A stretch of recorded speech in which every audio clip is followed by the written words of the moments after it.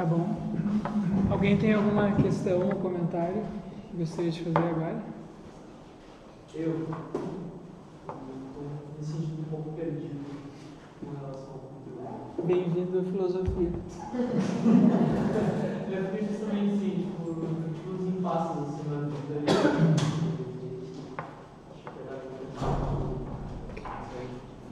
Tem aquela música, né? Preciso se perder para se encontrar. Como é que é aquela música? Tem esse processo. Porque quando... Eu não desisti. Porque a gente, na trajetória da nossa vida, isso aqui diz essas histórias aí que a gente está lendo todas. A gente começa sem ter muita noção, consciência da nossa realidade. E esse processo pelo qual a pessoa se perde, na verdade, não é um perder-se, tu sempre teve perdido, tu simplesmente está se dando conta de que tu está perdido. Então, esse é o início do encontrar-se, tá?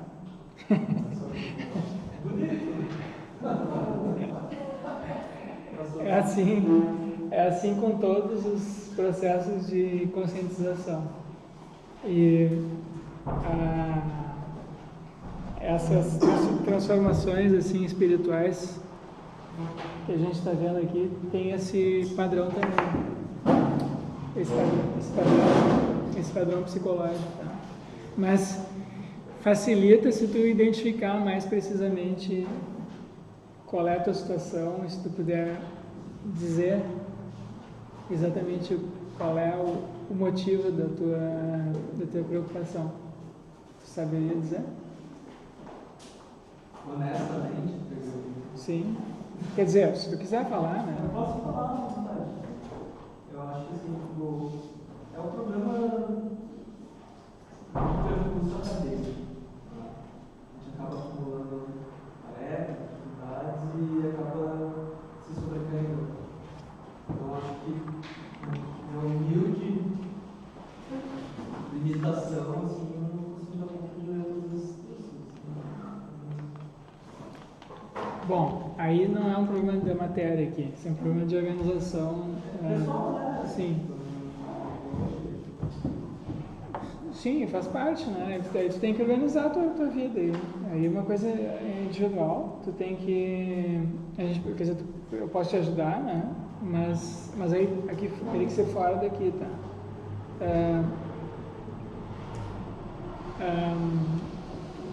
O que dá para dizer em geral, assim, que se aplica a todo mundo? Tu tem que estabelecer prioridades e uma meta para ti. Se tu não tem isso, tu vai ficar patinando. Então tu tem que ter uma meta, tem que saber onde é que tu quer chegar. Tem que saber onde é que tu quer chegar esse ano, daqui a... não sei que semestre tu está aqui no curso, mas quando é que tu vai se formar? Daqui a, sei lá, 1 ano, 2, 3, não sei. Tu tem que fazer um planejamento para a tua graduação. E tu tem que saber como é que tu quer chegar lá no final dessa graduação. Que tipo de profissional tu quer ser. O que tu vai fazer com a filosofia, e como é que tu vai encaminhar a tua vida depois da formatura. Tu vai fazer concurso para professor no ensino médio, tu vai fazer mestrado, o que tu vai fazer? Se tu não tem essas metas estabelecidas, tu vai ficar patinando aqui no curso, tá? E isso vale em geral para a vida, né? Se tu não tiver metas assim para a tua vida em geral, não só metas profissionais, mas metas pessoais, que tipo de pessoa tu quer ser, daqui a 5 anos, 10 anos, que tipo de pessoa tu quer ser, tu vai se casar, tu vai ter uma vida de solteiro, tu vai ser um religioso, tu vai ser um filósofo, o que tu vai fazer? Vai ficar muito difícil de tu daqui a 5, 10 anos ter o sentimento de que tu realizou alguma coisa, porque as coisas vão ficar meio por acaso, entende? E aí tu vai ser levado de roldão aí na vida. Então, é melhor tu parar para pensar e ter um planejamento assim, da tua própria vida, certo? E quando fizer esse planejamento, tu tem que saber não só o que tu queres aqui no curso, o que tu quer aqui do curso, o que tu quer dessa disciplina, o que tu quer deste ano, o que tu quer no curso inteiro, e depois do curso, o que tu quer e o que tu quer para a tua vida pessoal. É tão importante quanto tu saber o que tu quer, é conseguir identificar o que te provavelmente vai te impedir ou vai dificultar tu realizar isso que tu quer. Então tem coisas que a gente sabe sobre si mesmo, né, que nos afastam dos objetivos. Então isso pode ser problemas assim financeiros, pode ser problemas assim de natureza do tipo de mentalidade que tu tem, se tu é mais expressivo, tem mais facilidade para algumas coisas, mais dificuldade para outras, né? Pode ser problemas familiares, 1001 problemas. Tu tem que saber identificar esses problemas prováveis, que provavelmente vão agir contra ti, as tuas metas, e tentar neutralizar elas, e reagir a elas, se posicionar conscientemente contra elas. Se tu não se posicionar conscientemente com relação a isso, eles vão tomar conta da tua vida. É bem simples, não tem muito... Não é fácil, mas complicado não é também, vocês entendem? É simples, mas difícil. É simples, mas é difícil, tá? E isso que eu estou falando assim, genericamente, vale para todo mundo, em toda hora, em todos os momentos, para quase todos os aspectos da vida da gente. Tu ganha muito em tomando uma atitude consciente com relação à tua própria vida e reconhecendo que tem coisas que, né, fogem ao teu controle, mas em se posicionando conscientemente com relação a elas, as probabilidades de tu se realizar, né, realizar o teu potencial aumentam substancialmente. Isso é que eu posso dizer aqui no aula. Mais concretamente, daí tem que ser fora daqui. Tá. Alguém tem alguma questão sobre matéria?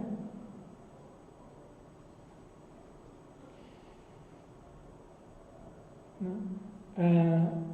Tinha uma questão que eu não respondi direito, que foi que tu formular, fizeste uma... Como é teu nome mesmo? Pedro. Qual? Pedro. Pedro. Eu acho que eu não tratei diferente das questões que tu trouxeste, que eu não sei se eu entendi bem. Tu estava falando de Wittgenstein, fizeste uma comparação com William James. Não sei se tu gostaria de retomar isso aí. Eu acho que eu não entendi direito. Escutando a gravação da aula, eu acho que eu não entendi direito o que tu disseste. Não, uma coisa que tu comentou também. Se a gente pegar e fazer uma leitura bem positivista, lógica, do que o William está tratando, se é cabível em a gente pensar em como se fossem fenômenos mentalistas ou behavioristas, comportamentais.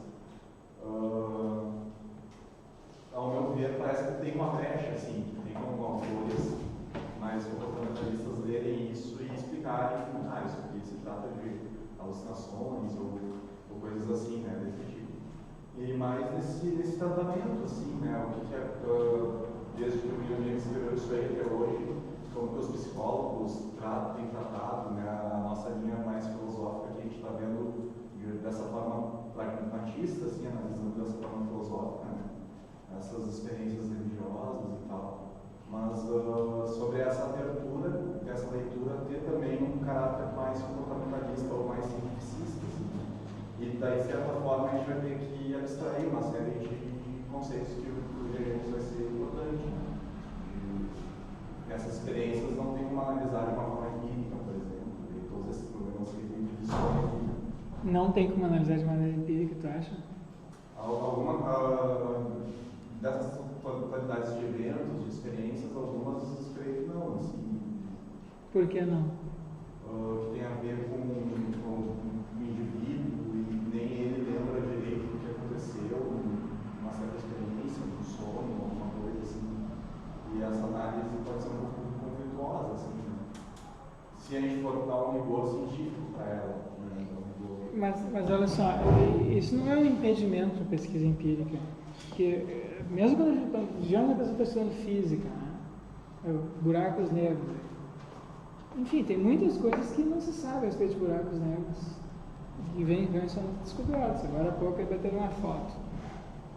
Mas, enfim, pega quando os buracos negros foram primeiro postulados, ninguém jamais tinha visto, se achava até que eram completamente invisíveis, indetectáveis. Era uma postulação meramente teórica. E aí depois, aos poucos, foram se descobrindo coisas a respeito deles, né? Outras coisas. Informações a respeito que eles não são completamente invisíveis, enfim, que tem uma radiação, não sei o que, tal. Então, quando a gente está fazendo pesquisa empírica, não é assim tudo ou nada, eu sei ou não sei. E, geralmente a dúvida sempre faz parte da pesquisa empírica. Então tem um certo ceticismo que é inerente à atividade científica, nas ciências da natureza. Tem um certo ceticismo, tu não sabe como é que é o fenômeno, tu elabora uma hipótese e aí tu faz inferências, algumas delas indutivas, a respeito daquilo que tu observa. Mas a quantidade de informações que a gente tem a respeito da natureza é muito pequena, considerando a totalidade da natureza. E as hipóteses que a gente faz buscam cobrir essas coisas que a gente não sabe. Né? Então, por exemplo, pensem na quantidade de informações que nós temos a respeito do universo. A quantidade de informações sensíveis que nós temos a respeito do universo é muito limitada. Ela está limitada àquilo que a gente vê, observa, com instrumentos, sem instrumentos. Mas quanto tempo faz que a humanidade já está observando cientificamente o universo? Nem 500 anos. E, no entanto, a gente tem hoje uma teoria, e a maior parte do universo é invisível para nós. E, no entanto, hoje a gente tem uma teoria, né, que diz que o universo tem 13 bilhões de anos, que tem uma dimensão tal e tal, que é composto de matéria e energia escura que não tem como ser observada, entendeu? Que tem buracos negros, enfim, tem mil e uma coisas aí que a gente nunca foi observado, então os cientistas estão fazendo afirmações sobre isso que não é observável. Então, por que a gente não pode fazer afirmações? Quer dizer, o fato de a gente fazer ciência empírica não é nenhum impedimento para a gente descrever coisas que não são observáveis e que a gente só sabe indiretamente. Então, o que o William James está propondo é isso, ele está propondo que a gente faça uma ciência empírica também desses fenômenos. A gente tem os fenômenos observáveis e a gente tem coisas que não são observáveis, tá? Mas a gente pode inferir o que não é observável a partir do que é observável. E esse procedimento é exatamente o mesmo que se usa nas ciências naturais. Então, se perguntar para um físico, ele vai dizer que essa mesa aqui tem essa superfície, né, feita de, sei lá, de compensado, madeira, esses compostos químicos, mas esses, por sua vez, são feitos de coisas, de partículas menores que não são diretamente observáveis, partículas subatômicas, que não têm como ser observadas. Elas são postulados para explicar aquilo que a gente observa. Então, a gente pode fazer a mesma coisa aqui nesse outro domínio. Então, em princípio, é claro que isso significa que tem uma certa incerteza, tem uma margem de manobra aqui, né? Teorias diferentes podem explicar de maneiras diferentes os mesmos fatos observáveis, certo? Tem uma margem de manobra. Mas isso não significa que a gente... Mas isso é inerente a qualquer atividade científica. Então, o fato disso ser assim no domínio desses fenômenos assim psicológicos, religiosos, espirituais, não é nenhum impedimento para a gente tratar eles cientificamente também. Esse é a linha geral de raciocínio aqui do William James. Tá? Mas na aula, eu achei que tu tinha falado de Wittgenstein na aula passada, não? Não comparando, no caso, como é que o Wittgenstein vai querer, sei lá, quase uma ciência da linguagem, dizia dessa forma. Tu respondeu dizendo que está usando atributos científicos nesse tipo de busca, assim, nessa investigação religiosa, assim, e está colocando os aspectos pragmáticos e diretos, assim, para elaborar as teorias e hipóteses. Né? Certo. É que em Wittgenstein, isso é uma área, talvez seria bom vocês fazerem uma disciplina sobre Wittgenstein. Mas em Wittgenstein não tem nem propriamente assim, uma ciência da linguagem. Né? Ele acha que ele é, nesse sentido, anti-cientificista. Né? Então a posição dele é diferente assim, da posição do William James. O Wittgenstein tem ele se propõe a descrever como é que a gente usa a linguagem. Se propõe a descrever como é que a gente usa a linguagem e esclarecer. E nesse esclarecimento sobre os modos, o que a gente faz com as palavras, como a gente usa as palavras, ele acha que ele pretende desfazer certas ilusões que são produzidas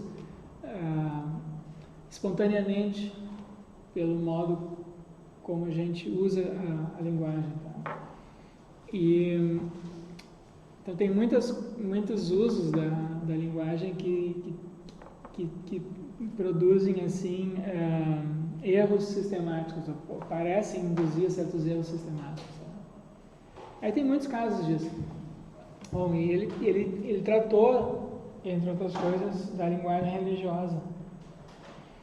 E o que ele tem a dizer é bem interessante, assim, mas eu não, enfim, talvez, vamos ver, talvez mais adiante dê pra gente dar uma olhada nisso, embora não esteja aqui no programa que eu tenho elaborado, tá?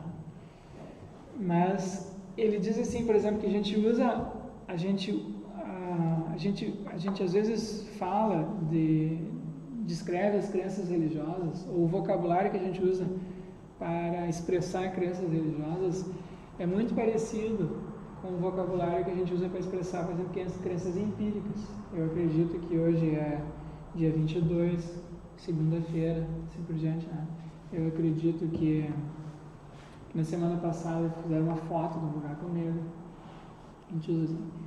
Então a gente usa o verbo acreditar e a gente fala na existência de objetos, coisas, partículas. A gente usa os mesmos verbos, né, para falar de crenças religiosas. E ele diz que o Wittgenstein considera um equívoco isso, porque ele acha que ele diz assim, o jogo de linguagem das ciências é diferente do jogo de linguagens das religiões.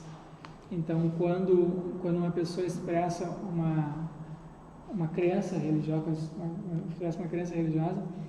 a gramática do verbo crer, nesse caso, é diferente da gramática no outro caso, tá? Porque num caso a gente está sujeitando as nossas crenças, quando a gente está falando de crenças empíricas, a verificação, confirmação, desconfirmação. E no outro caso a gente está mais próximo da expressão de uma certa atitude com relação à vida, com relação ou a expressão de certos sentimentos com relação à vida. Então tem uma gramática própria. E ele diz que é confusão misturar as duas coisas, tá? Então ele tem uma concepção assim que afasta ele não pretende, ele não propõe nada parecido aqui com isso que o William James está fazendo, que é propor uma ciência da religião. Tá? É bem diferente. Mas é igualmente interessante, porque de fato tem essas diferenças no uso do vocabulário. A linguagem das crenças religiosas é diferente do vocabulário, a linguagem das crenças empíricas.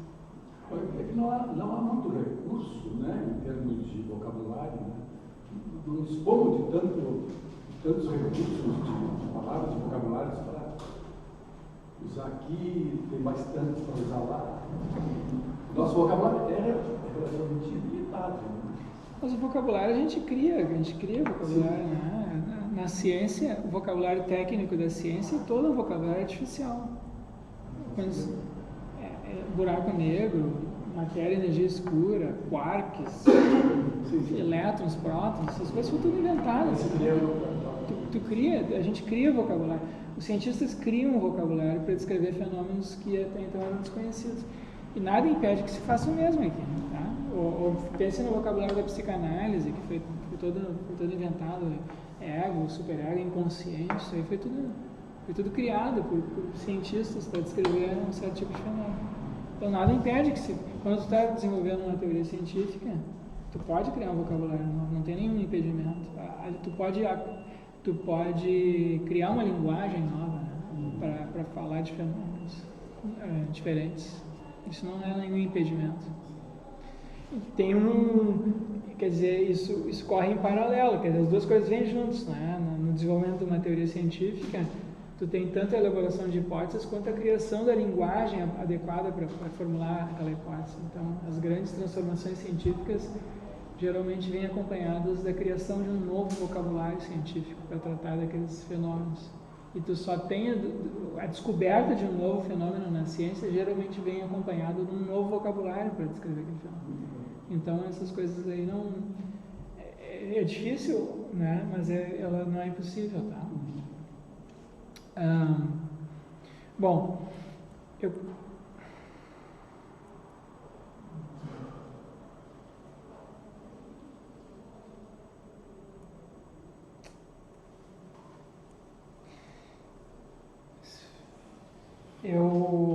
passada, então, eu estava falando de experiências, né, místicas.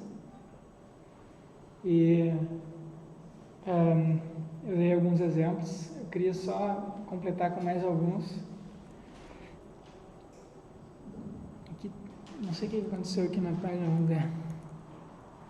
Bom, eu falei do diálogo de Arjuna com Krishna, de Jacó encontrando um anjo. Então, são todos descrições místicas, né? Tem o livro de Jó também, que eu já tinha mencionado aqui, é um tipo de encontro assim. Em todos eles a gente tem um encontro, depois uma ferida, ou uma confusão, algum revés de tipo psicológico ou físico, né? Tem uma persistência, depois uma recompensa. Tem essa estrutura dessas experiências de encontro com aquilo que é sagrado. Tem sempre um revés e uma persistência. Claro que quando não há essa segunda etapa, a pessoa se fecha nela mesma, ela não tem o desfecho, não tem a recompensa, né? O prêmio, a revelação, a elevação, a iluminação. Mas nesses casos aqui que eu estou olhando para vocês, tem o anúncio do anjo Gabriel a Maria. E aqui tem alguns relatos assim agora mais recentes. Então, se vocês forem pegar o livro Moby Dick, de Melville, tem o relato que ele faz ali, a descrição que o autor faz, que o Ishmael, né, que é o personagem, faz da baleia. A descrição que ele faz da baleia é muito parecida com a desses relatos aqui. Ele atribui a Moby Dick atributos transcendentes, irrepresentáveis. Então tem uma coisa meio mística na descrição daquela baleia. Ela tem um poder supremo, ela é amedrontadora, ao mesmo tempo ela é muito valiosa, né? Então quando ele vai descrevendo aquilo, como a baleia, a Moby Dick aparece ali para ele, isso às vezes se assemelha com esses relatos dessas experiências místicas. Tem a estrutura de uma experiência mística. E quando a baleia ela é tirada da água, ela perde essas características. Então ela só é aquilo, só tem aqueles atributos enquanto ela está lá no fundo do mar. Ela é parcialmente invisível, ela é irrepresentável, tu só vê algumas manifestações indiretas dela. Então tem algo aqui que é inomeável, irrepresentável e que no entanto se apresenta para ele com essas características místicas, tá? Também em Nietzsche a gente tem isso, tá? Então tem aqueles encontros de Nietzsche com Zaratustra, né? Tem esses relatos. E o Nietzsche, vejam, aqui tem uma passagem que eu coloquei aqui, que é do livro Et Homo, do Nietzsche, em que ele fala da inspiração. Então, vejam como ele descreve a inspiração e vejam se isso aqui não tem alguma dessas características. Ó. Olha o que ele diz a respeito deixa eu aumentar um pouco a letra aqui, peraí.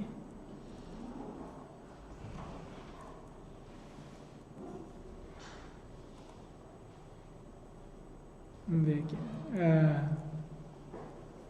Tem alguém, no final do século XIX, quer dizer, quando ele está escrevendo isso,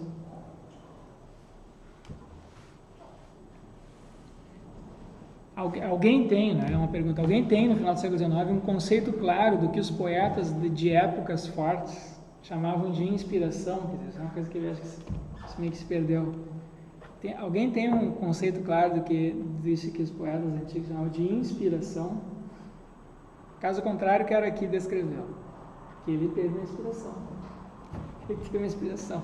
Então, se vocês forem pegar o livro Assim Falou Zaratustra, é um livro parece realmente inspirado. Não é um livro assim escrito metodicamente, sistematicamente. Ele sai dali, parece que está vindo das entranhas, né? Com o mínimo de resto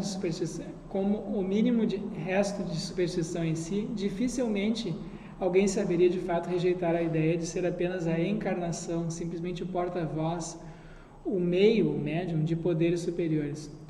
O conceito de revelação, no sentido de que subitamente, com uma segurança e uma delicadeza imensas, algo se torna algo se torna visível, audível, algo que nos abala e nos transtorna no mais profundo de nós mesmos. Descreve simplesmente a situação real. Ouve-se, inspiração. Ouve-se, não se busca. Tem uma certa passividade. Tu escuta algo que vem de fora. Aceita-se, não se pergunta quem aí dá. Como um relâmpago, brilha um pensamento, com necessidade, na forma, sem hesitações. Algo aparece de ti, sem que tu controle aquilo. Jamais fiz uma escolha. Um arroubo cuja tensão ingente se atenua numa torrente de lágrimas, em que o passo, involuntariamente, ora se torna tempestuoso, ora lento. Um perfeito estar fora de si, com a consciência mais distinta de um sem número de finos tremores e exudações até a ponta dos pés. Um abismo de felicidade, em que o extremo de sofrimento e de melancolia não atua como contraste, mas como condicionado, como exigido, como uma cor necessária no meio de um tal excesso de luz. Consciência desses contrários, tá? Um instinto de relações rítmicas. Então, essas experiências místicas são ver assim, a nossa consciência, quando a gente está num estado assim, que o James chama de racional, né? Ou que eu chamei aqui antes de consciência comum, esses estados que a gente está agora, a gente faz distinções, discriminações, a gente diz isso aqui é um estojo, isso aqui é um relógio, isso aqui é uma garrafa, isso aqui é uma aula de filosofia, hoje é segunda-feira, não é terça-feira, a gente faz essas distinções. Da mesma maneira que a gente faz entre o bem e o mal, o verdadeiro e o falso, o bonito e o feio, a gente faz distinções. Mas quando a pessoa está tendo uma experiência dessas, essas distinções se desfazem. Então aquilo que aparece para a pessoa é paradoxal. É isso que ele está mostrando aqui. Um instinto de relações rítmicas que abrange amplos espaços de formas e extensão. A necessidade de um ritmo largo constitui quase a medida do poder da inspiração, uma espécie de compensação para o seu constrangimento, sua tensão. Tudo acontece de um modo involuntário até o mais alto grau, como num ciclone do sentimento de liberdade, do ser incondicionado, de poder, de divindade. A sensação de limitação que está sempre presente na consciência comum se desfaz. O mais notável é o caráter compulsivo da imagem, tá? Tu fica compelido. E as pessoas que têm essas experiências, depois elas relatam isso, né? Que elas são compelidas. Certo? Elas são livres, elas têm liberdade, mas elas se sentem compelidas. Então, se vocês peguem, por exemplo, as cartas de São Paulo, depois da conversão, ele às vezes se descreve como um escravo. Ele é um escravo, passa a ser um escravo. Então, ele foi de tal maneira dominado por aquela revelação que agora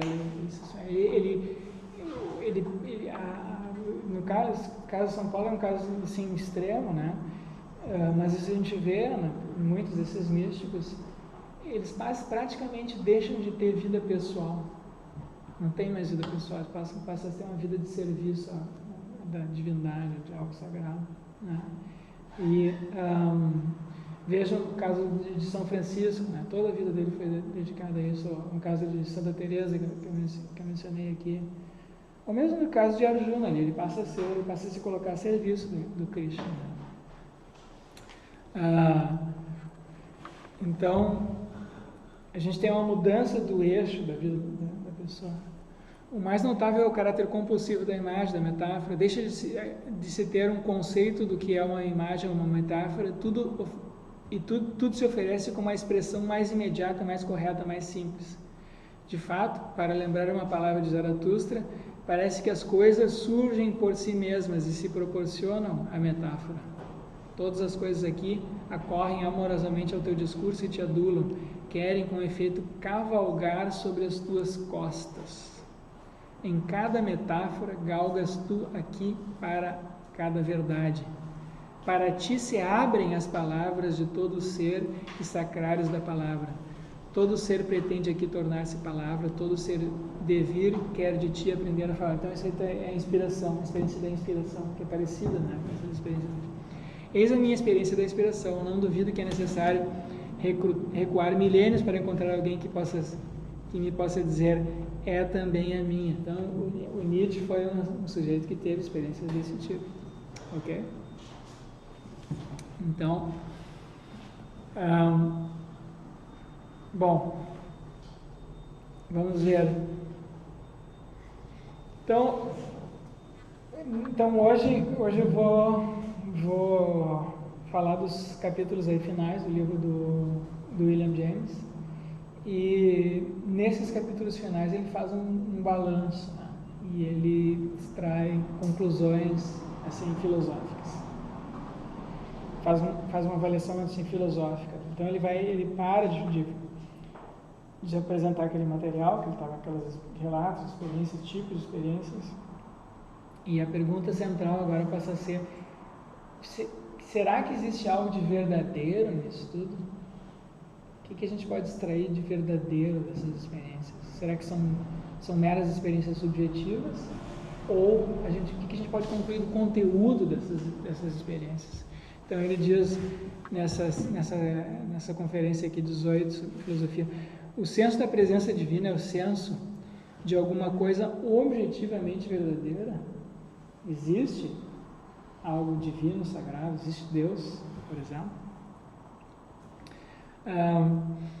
Então como é que ele se propõe a abordar isso? Acredito que o sentimento é a fonte mais profunda da religião e que as fórmulas filosóficas e teológicas são produtos secundários. Eu já tinha anunciado no início do semestre, né?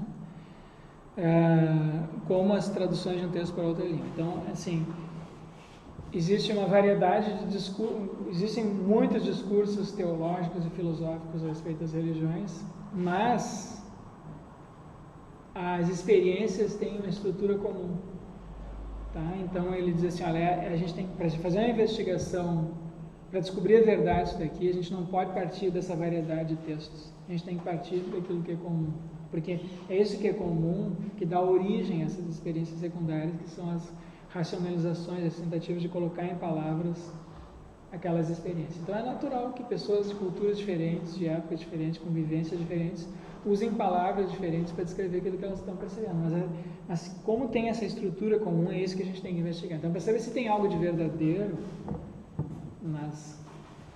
nas religiões, a gente tem que partir daquilo que é mais comum às diversas religiões e não da variedade de textos, tá?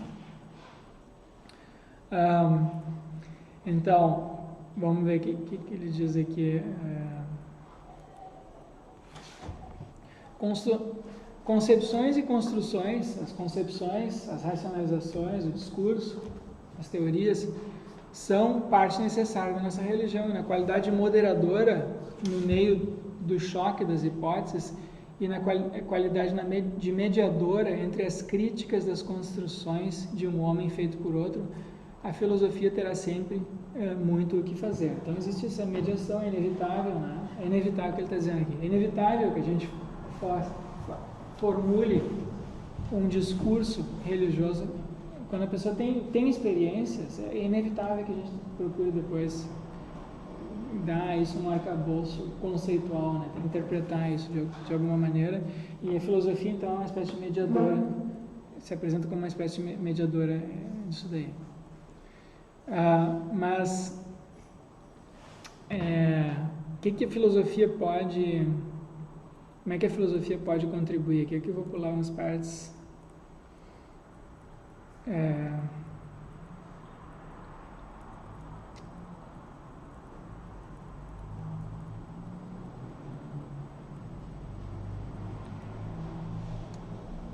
Tá. Então, ele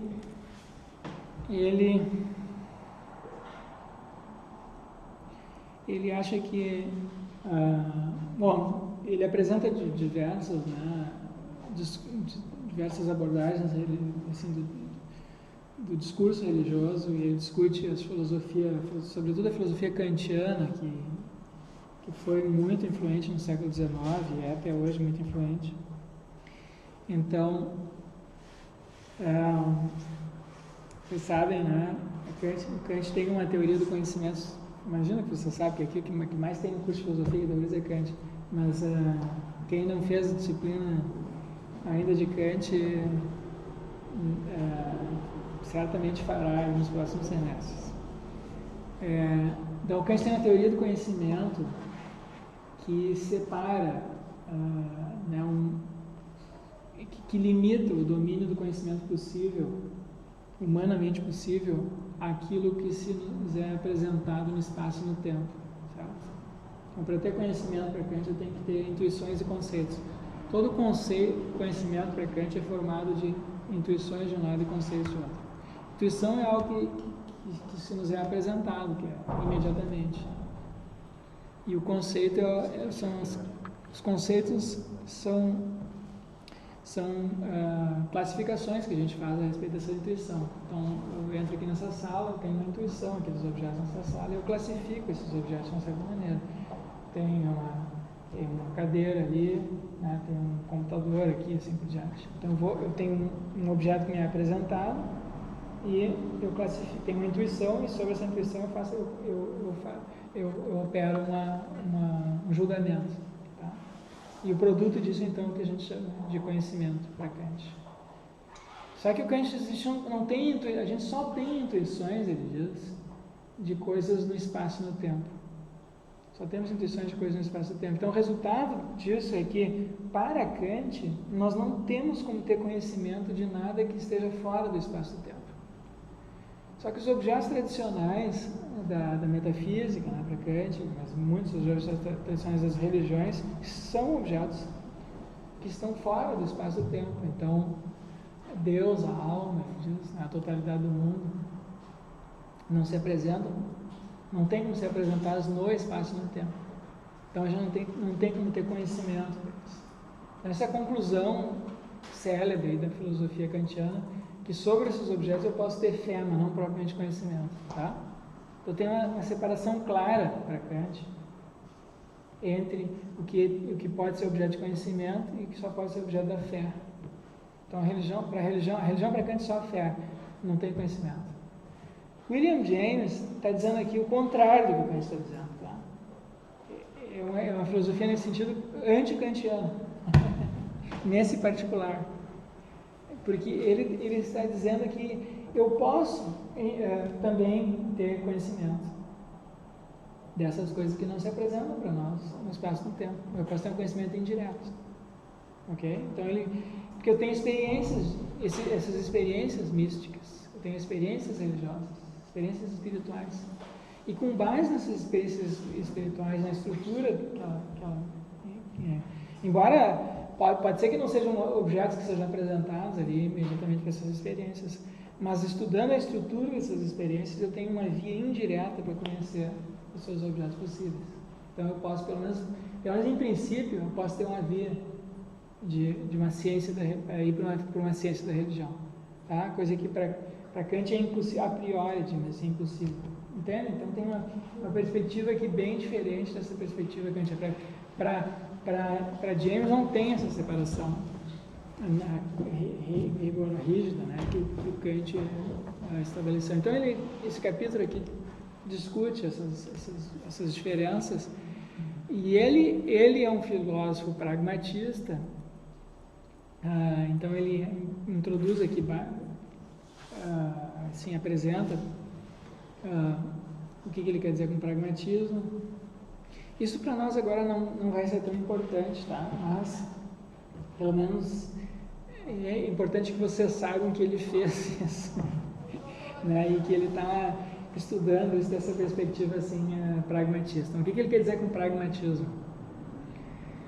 Significa que, para o pragmatista, o princípio do pragmatismo, isso aqui foi formulado por Charles Sanders Peirce, O princípio do pragmatismo diz o seguinte: o pensamento em movimento tem por único motivo concebível o atingimento da crença ou o pensamento repousa. Então, eu tenho pensamentos, e o pensamento se move com vistas à resolução de problemas, né? A gente tem problemas no mundo, né? Como é que eu ligo o computador, como é que eu desligo, como é que eu acho, né? Como é que eu arranjo alimento, enfim, essas coisas, pensando, resolvendo problemas. E o pensamento, o que eles chamam de pensamento em repouso, é uma crença. Somente quando encontrar seu repouso na crença, o nosso pensamento sobre um assunto pode encetar com firmeza e segurança a nossa ação sobre o assunto. Então, com base, eu chego a uma determinada conclusão, eu me fixo nessa conclusão, na crença. E aí, com base nisso, eu acho. Então, as crenças são guias para a ação para os pragmatistas. Tá? Crenças são guias para a ação. Então, se uma crença é aceitável ou inaceitável, eu tenho que avaliar se uma crença é inaceitável ou inaceitável. A avaliação pragmatista disso não se faz da maneira assim que se fez classicamente em filosofia. Se uma crença é aceitável se ela é verdadeira, então, se ela corresponde de alguma maneira ou não. Pragmatista não. Pragmatista, uma crença é aceitável se ela fornece um bom guia para a ação. Certo? Então, eles interpretam a noção de verdade dessa maneira. Uma crença é verdadeira quando a ação baseada nessa crença não se frustra. Tá? Então, para eles, a noção de verdade é uma noção derivada do sucesso na ação. Ok? Somente quando encontrar o seu repouso na crença, o nosso pensamento sobre um assunto pode encetar com firmeza e segurança a nossa ação sobre o assunto. As crenças, em suma, são regras de ação. E toda a função do cifra-se num passo na produção de hábitos ativos. Se alguma parte de um pensamento não fizesse diferença nas suas consequências práticas, não seria um elemento apropriado na sua significação. Então, o pensamento, se eu tenho dois pensamentos, mas na prática dá no mesmo, então na verdade eu não tenho dois pensamentos, tá? Eu tenho um só. E se eu tenho um pensamento que não produz nenhum efeito prático, então isso é um pseudo-pensamento para eles. É um pensamento que não significa nada, não parece um pensamento normal, tá? Para desenvolver o significado do pensamento, só precisamos, portanto, determinar a conduta que ele está apto a produzir. Então, o que significa um pensamento? Para eu saber qual é o significado de um pensamento, eu tenho que ver que tipo de ação aquilo produz no indivíduo que acredita nele. Pensamento como meio para um fim específico. Como um guia para a ação. Certo? Pode não ter um fim específico, entendeu? Pode ser usado para vários fins, exato. Mas é sempre um guia para a ação. Essa conduta é para nós a sua única significação. O fato tangível na raiz de todas as distinções do nosso pensamento é não haver nenhuma delas tão sutil que consiste em alguma coisa que não seja possível de diferença na prática. Não. Se tem diferença, para haver diferença entre dois pensamentos, tem que haver diferença nas ações que eles induzem, tá? Esse é o princípio do pragmatismo. Para atingir perfeita clareza em nossos pensamentos sobre um objeto, basta-nos, pois, considerar as sensações imediatas ou remotas que teremos concebivelmente de esperar dele e a conduta que devemos nos preparar no caso de ser verdadeiro o objeto. A nossa concepção dessas consequências práticas é para nós a concepção total do objeto, na medida em que tal concepção tem alguma significação positiva. Então, vejam, isso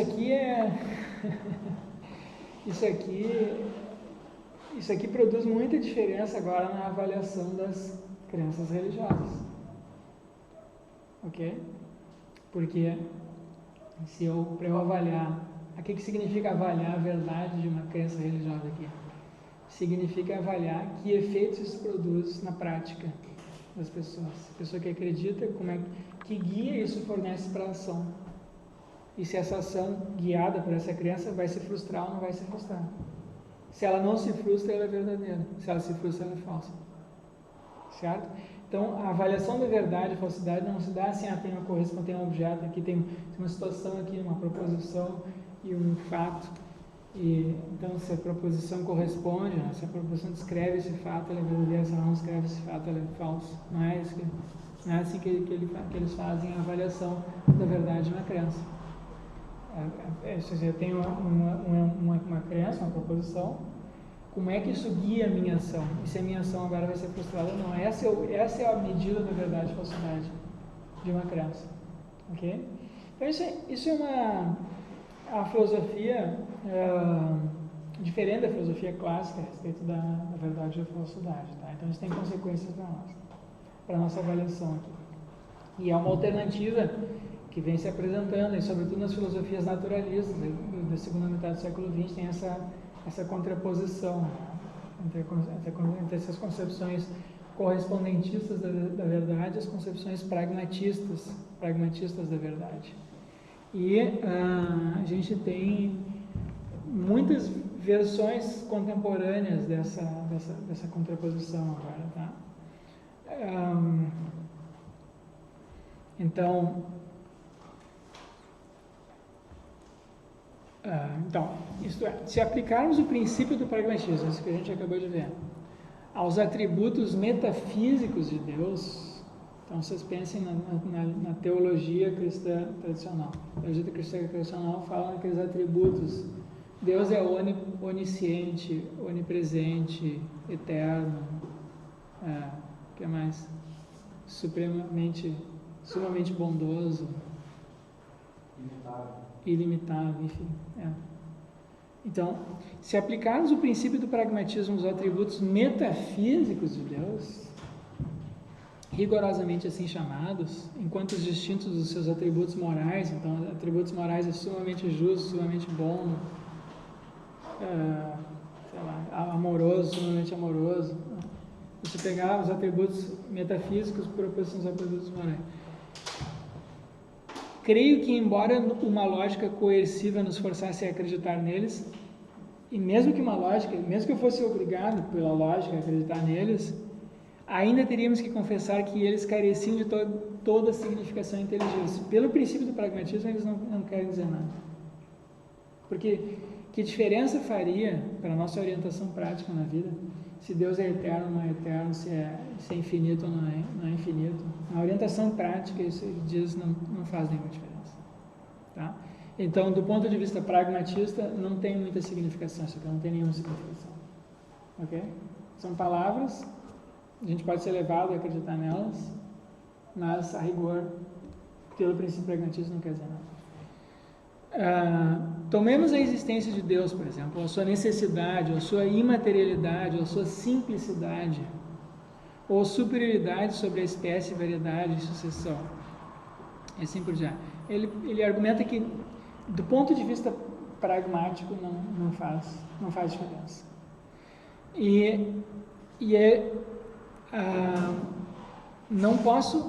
Não posso conceber que tenha menor importância para nós sob o aspecto religioso que qualquer um deles seja verdadeiro. Diga-me, por favor, que ato específico posso executar a fim de melhor me adaptar à simplicidade de Deus. Digamos que Deus seja simples. Que diferença isso faz? Se Deus é simples ou não é simples? Digamos que tem duas coisas. Deus é simples e Deus não é simples. Quer dizer, que ele é feito composto de outras partes. Né? Se é simples, ele não tem... O nosso corpo, por exemplo, não é simples, tem muitas partes. Né? Eu posso dividir, cortar, certo? Agora, vamos pensar em Deus. Se Deus é simples, que consequências isso tem para a nossa conduta? E se ele não é simples, que consequências? Se eu acredito que Deus é simples, ou que ele não é simples, que diferença isso faz? Isso está uma coisa meio relevante. Ele está dizendo, o argumento dele é que isso não tem nenhuma consequência. É incompletamente consequente, tá? Mas o fato de ele ser simples não tem a ver com a questão de ser eterno. Ele não pode... Mas é que ser simples não pode tá. ser... Mas eterno também. Se é eterno, não é eterno. Que diferença faz? Mas não faz diferença na minha criança posso contar sempre com Deus, ou se daqui a pouco ele acaba e eu não posso contar com ele. O fato de ele ser eterno é importante, né? Tá, mas digamos que ele não fosse eterno, mas ele estivesse sempre presente na tua vida durante toda a tua vida, digamos assim. Digamos que ele fosse, que ele durasse, imaginamos que ele durasse, que tu acreditasse que ele dura 10 mil anos. Tudo bem. E vai estar sempre presente.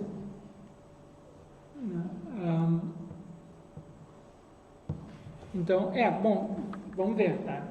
Esse é o argumento do James. Eu acho que tu pode, talvez tu puder, eu acho que tu pode insistir nesse ponto aí, talvez tenha um contra-argumento aqui que dê para explorar, né? Ou como me ajuda a planear o meu comportamento, saber que a sua felicidade, de qualquer maneira, é absolutamente completa. A felicidade de Deus é absolutamente completa. Bom, e aí vai. Então ele diz assim, olha, do ponto se tu aplica a rigor esse princípio pragmatista, os atributos metafísicos de Deus, é difícil de tu extrair deles um guia para a tua ação. Não é assim com relação aos atributos morais, ele diz, de Deus. Então, absolutamente amoroso, se tu saber que Deus é bondoso por oposição a maldoso, isso pode ter consequência para a tua conduta na ação. E assim por diante. Mas então, o que ele diz? Ele diz assim, olha, se eu considerar as crenças efetivas, tal como a gente viu as experiências que as pessoas têm, de Deus, nas experiências que as pessoas têm de Deus, essas coisas não aparecem. As pessoas não têm experiência da simplicidade de Deus, ou da eternidade de Deus. Elas não têm experiência da felicidade completa de Deus. Elas têm experiências de algo que elas mesmas não sabem dizer exatamente o que é. Então, são experiências sublimes, né? Assim, que subjetivamente são de máxima felicidade, de transcendência, mas tu não tem propriamente ali a apresentação de um objeto com tais e tais características, certo? Então, o que a gente tem nessas experiências religiosas, assim, espirituais, é a tentativa de descrever algo que é irrepresentável, ok? Então, se eu for me basear nessa, né? Então a gente tem discursos religiosos diferentes que atribuem a esse domínio espiritual, religioso, coisas diferentes. Tem Deus, é um Deus pessoal, não é um Deus pessoal, é um Deus impessoal, é simples, não é simples, tem mais de um Deus, enfim, tem uma variedade de discursos religiosos. Mas o que o James está dizendo é o seguinte, olha, isso não é derivado, isso não tem como derivar isso das experiências que as pessoas de fato têm.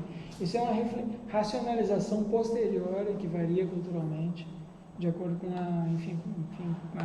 com o tipo de racionalização que as pessoas fazem daquelas experiências que elas tiveram. Então, o que ele diz que dá para concluir? Vamos ver aqui.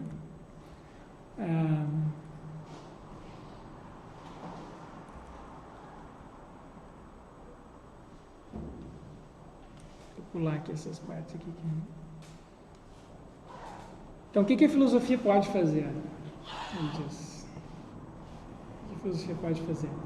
Em vez de se enredar nesse discurso, se Deus é simples, não é simples, tem a prova da existência de Deus ou não tem a prova da existência de Deus, se Deus é pessoal ou impessoal, tem vai e vem aí de discursos.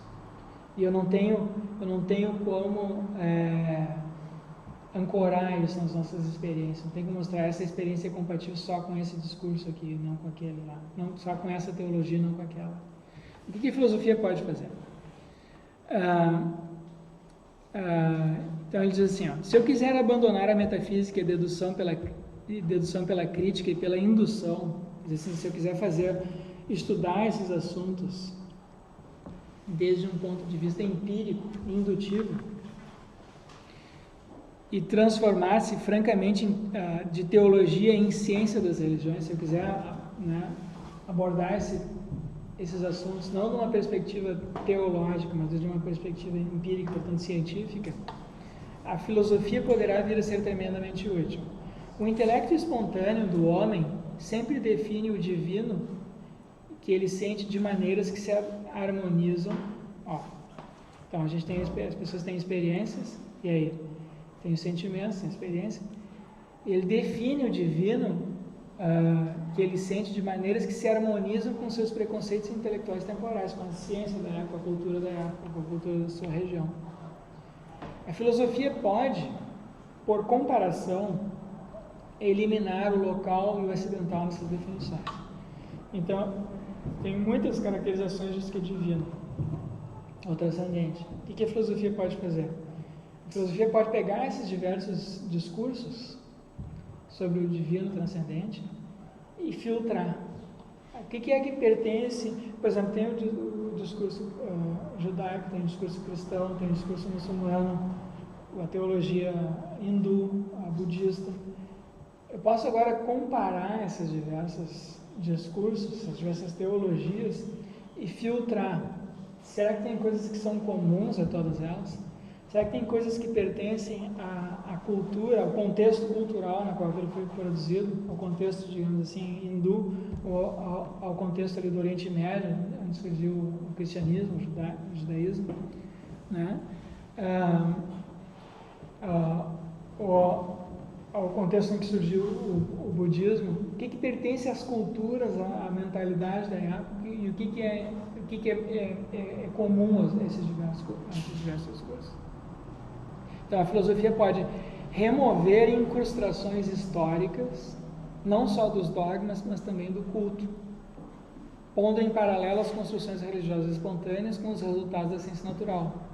A filosofia também elimina doutrinas que hoje se conhecem como cientificamente absurdas ou incongruentes. Joeirando, filtrando dessa maneira formulações que não valem nada, ela pode deixar um resíduo de concepções pelo menos possíveis. Com essas últimas, pode lidar como se fossem hipóteses, pondo-as à prova de todas as maneiras negativas ou positivas pelas quais as hipóteses têm sido sempre experimentadas. Então eu posso filtrar essas concepções, elaborar uma hipótese agora, que seja comum a todas elas, que seja compatível com aquilo que a gente sabe do mundo natural, e eu posso agora testar essa hipótese. Tá? Essa é a proposta do William James para um projeto de uma ciência das religiões. Pode diminuir, você tem várias hipóteses, ela pode diminuir o número, posso fundir várias hipóteses numa só, para uma hipótese mais geral. Na medida em que algumas se apresentam mais abertas à objeção, tá? Então eu posso eliminar algumas que são mais fracas, as mais fracas eu elimino, fico com as mais fortes. Pode, porventura, arvorar-se em paladino de uma delas, pode defender uma delas, que venha a escolher por ser a mais aberta, a que foi mais apertadamente verificada ou é verificável. Pode aprimorar a definição dessa hipótese, quer dizer, posso mudar o vocabulário, criar palavras novas, fazendo distinção entre o que é uma inocente superstição e um simbolismo na sua definição e o que deve ser tomado ao pé da letra, né? Certo? Tem um discurso que é literal, tem um discurso que é simbólico, enfim, tem que fazer essas distinções. Em resultado disso, a filosofia pode oferecer mediação entre diferentes crentes e concorrer para que se instaure um consenso de opinião. Pode fazê-lo de maneira tanto mais bem-sucedida quanto melhor souber discriminar os elementos comuns e essenciais dos elementos individuais e locais das crenças religiosas que estiver comparando. Olha só que interessante agora, a proposta do James. Não vejo por que uma ciência das religiões, crítica dessa natureza, não possa, no final das contas, comandar uma adesão pública tão geral quanto a comandada por uma ciência física. Até o indivíduo, pessoalmente não religioso, pode vir a aceitar-lhes as conclusões em confiança, tanto quanto as pessoas cegas aceitam hoje em dia os fatos da ótica. Poderia parecer tolo recusá-las. Quer dizer, se entende, nós aqui não estudamos aí, sei lá, física quântica, né? Se vem o físico quântico aqui, a gente aceita que a gente está na relatividade, né? A relatividade. Claro, certo. Não, são teorias parciais, a gente aceita que eles dizem parcialmente sobre a realidade física. Ou os biólogos dizem, enfim, a gente aceita. Né? E o James está dizendo que a gente poderia fazer a mesma coisa como uma ciência da religião. Essa é a proposta do William James, tá? Enfim, tá? E aí o ponto de partida dessa ciência da religião, essa ciência das religiões, ou da religião, seriam as experiências religiosas. Da mesma maneira que o ponto de partida da física são as experiências sensoriais. A gente tem experiências sensoriais, né? A gente observa, escuta, sente o mundo e os instrumentos. Da mesma maneira, a gente tem experiências de uma realidade transcendente.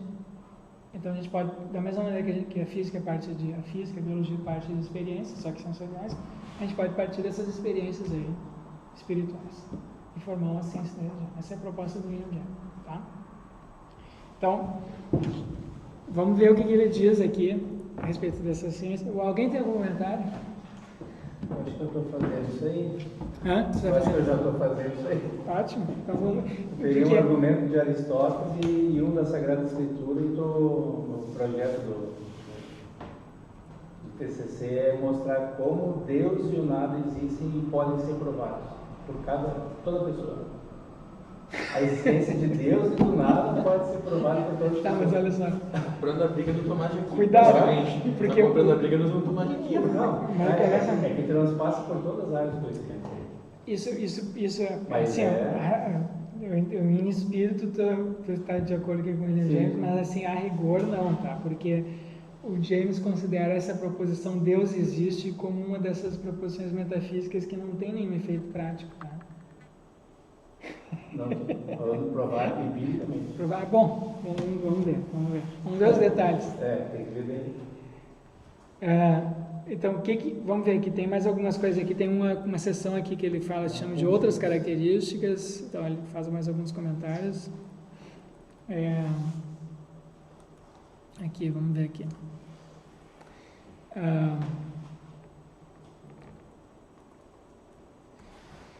Então, ele fala de algumas características das religiões, a mais importante aqui sobre a qual mais insiste é a oração.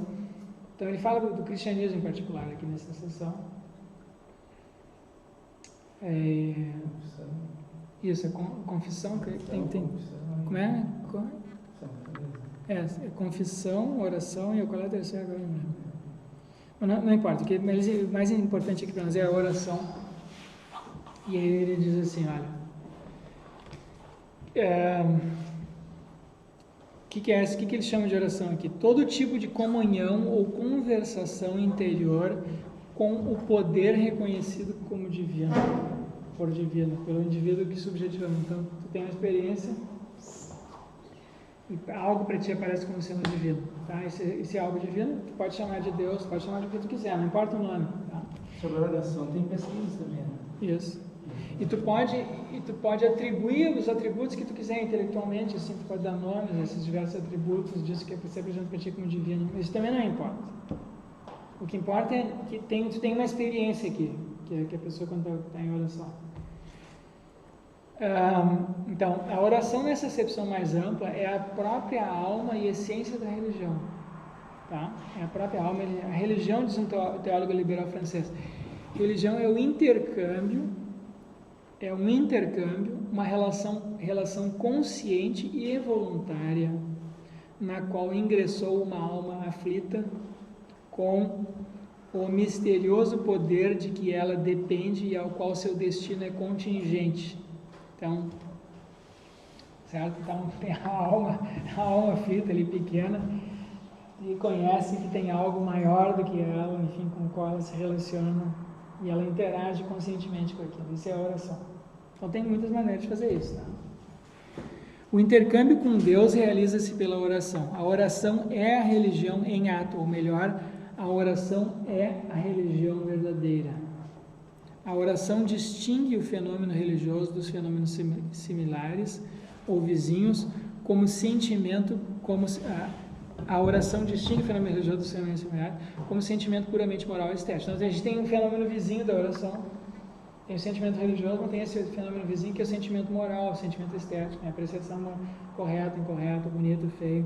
Tem esse outro aqui que é o propriamente religioso, que distingue que no religioso tem a oração, no estético tu tem a mera contemplação, no moral tu tem a ação, né? Faz isso, não faz aquilo.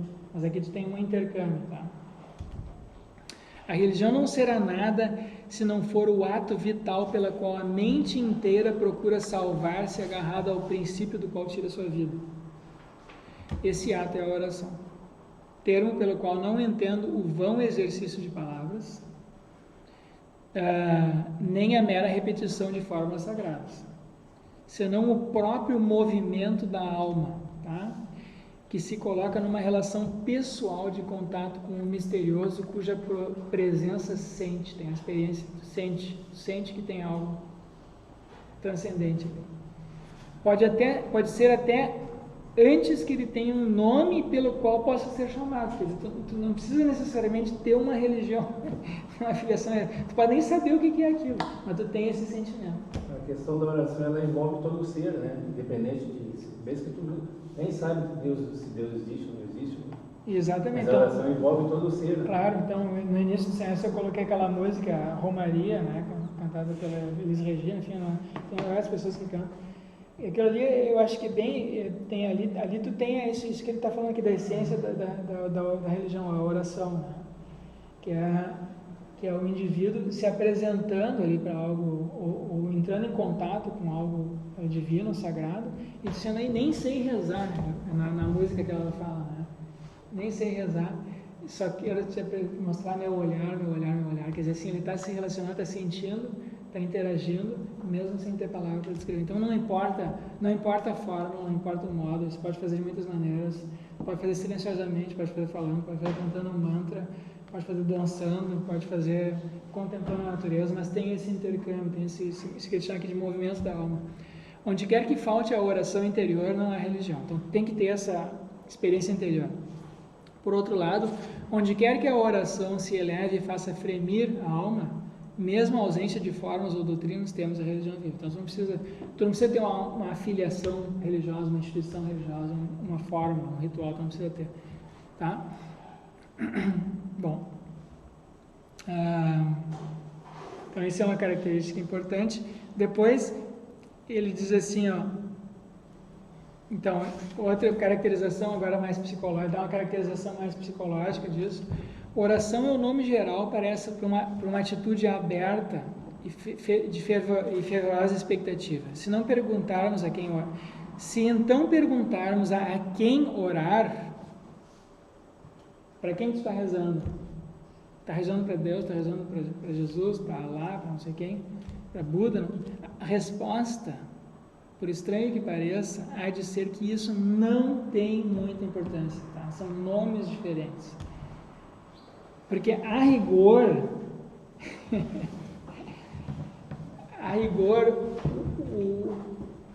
isso que se apresenta nessas experiências é inconcebível. Então, tu pode responder com palavras, mas a palavra vai ser incapaz de efetivamente captar aquilo que está sendo experimentado. Então, o nome que tu dá não é o que me importa.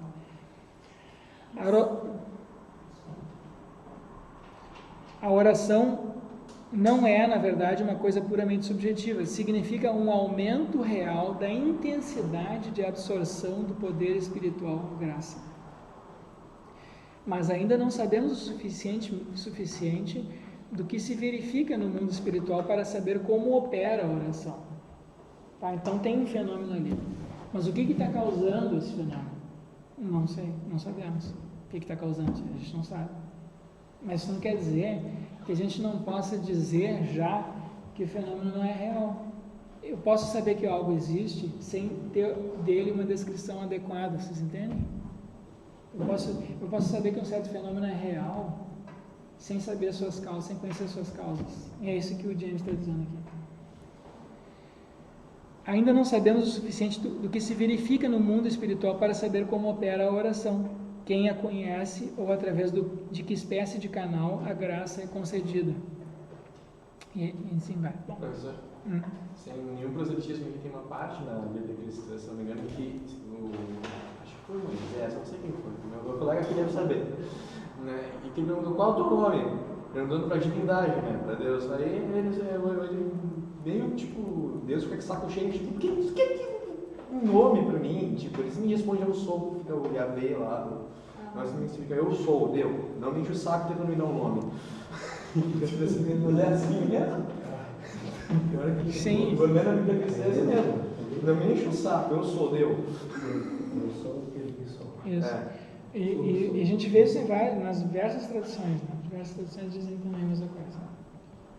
No tal tequim que eu vi no início do semestre aqui, tem isso, o tal é, né, que é o tal que pode ser nomeado, não é o tal eterno, o tal verdadeiro. Tem aquelas passagens iniciais ali. Hã? É inomeável, tu não tem que nomear. Se tu nomeou, então não é o tal. Certo? E bom, tá.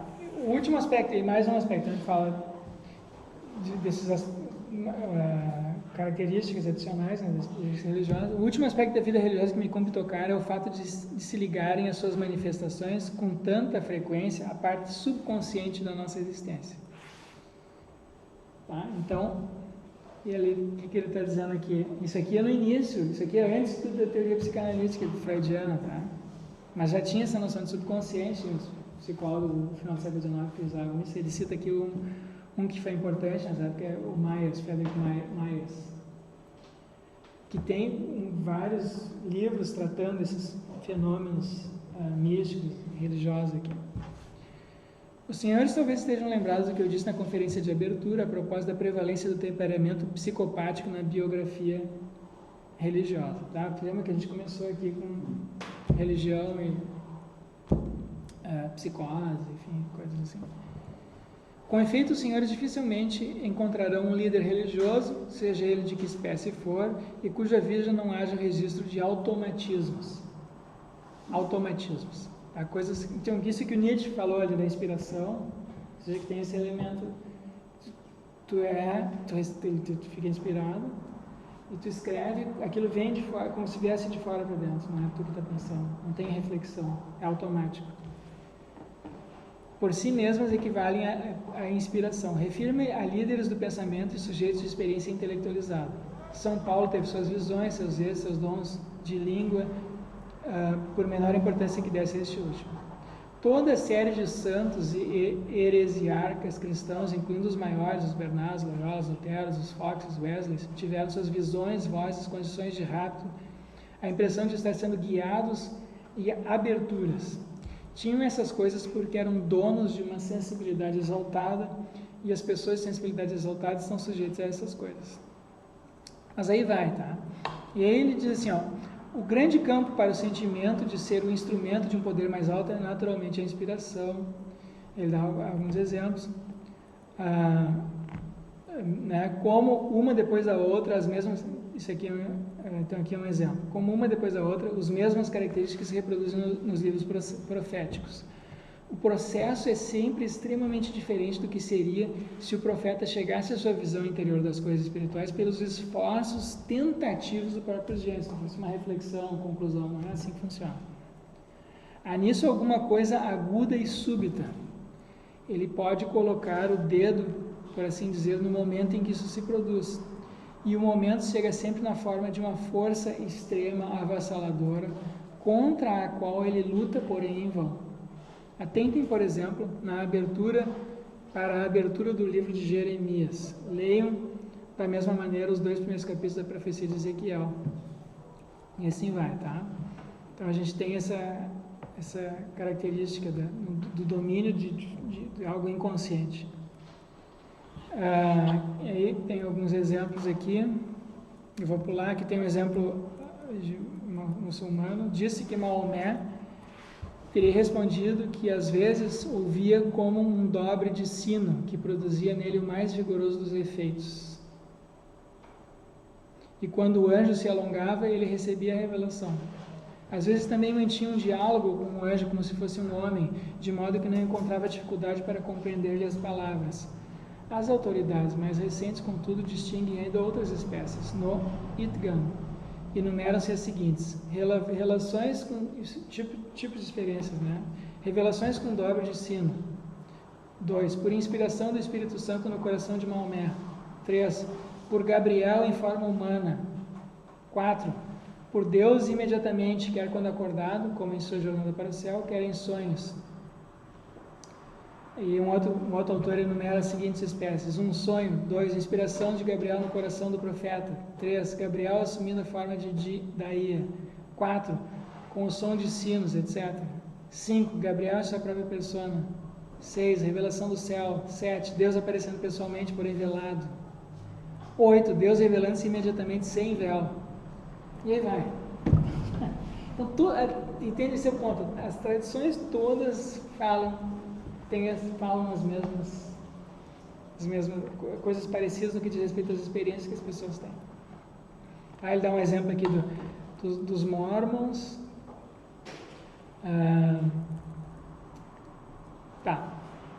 E, bom,